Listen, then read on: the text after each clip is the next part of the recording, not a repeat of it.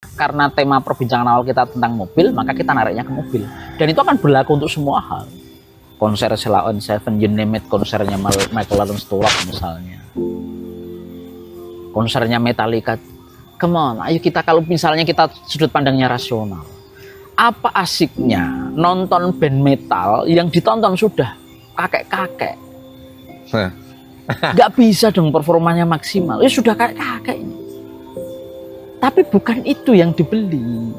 Yang dibeli itu adalah rasa puas akhirnya mimpiku itu yang dulu tertunda bisa terwujud sekarang.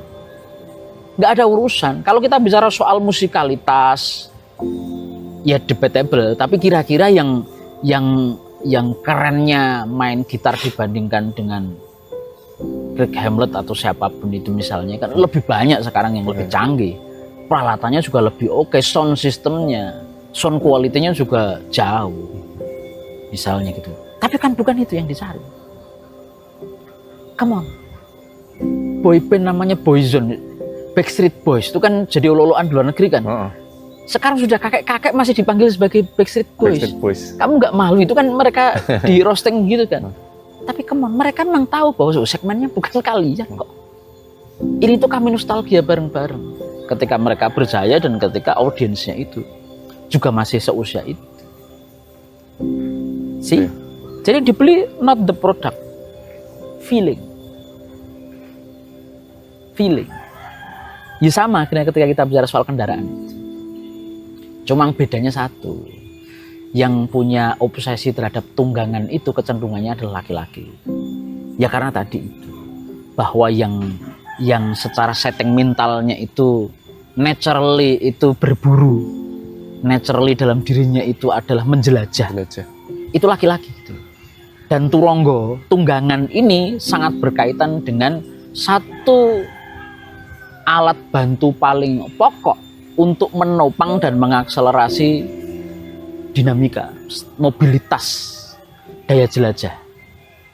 Gitu loh ceritanya. Nah, maka itu juga berkaitan. Jadi kalau akhirnya kita bicara soal tunggangan itu tidak bisa kita sederhanakan misalnya, oh ini sekedar alat. Nggak bisa juga. Karena alat ini merepresentasikan sesuatu. Misalnya gitu loh. Maka kenapa muncul pacuan kuda?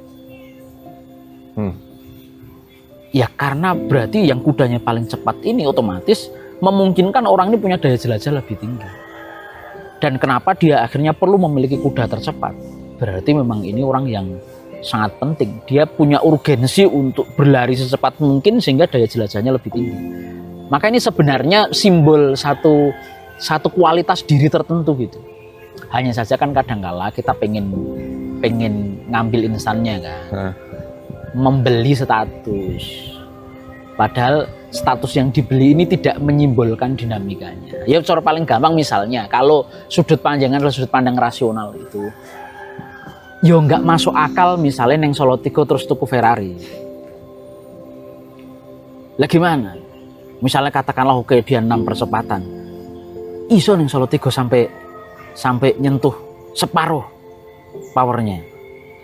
Atau kemudian di jalan tol misalnya, itu kan betul-betul harus nyoba ketika sepi-sepinya atau malah dikondisikan punya katakanlah punya jalur khusus, minta ada satu waktu dikosongkan. Ya kan tidak bisa. Kalau Jerman oke punya Nürburgring misalnya.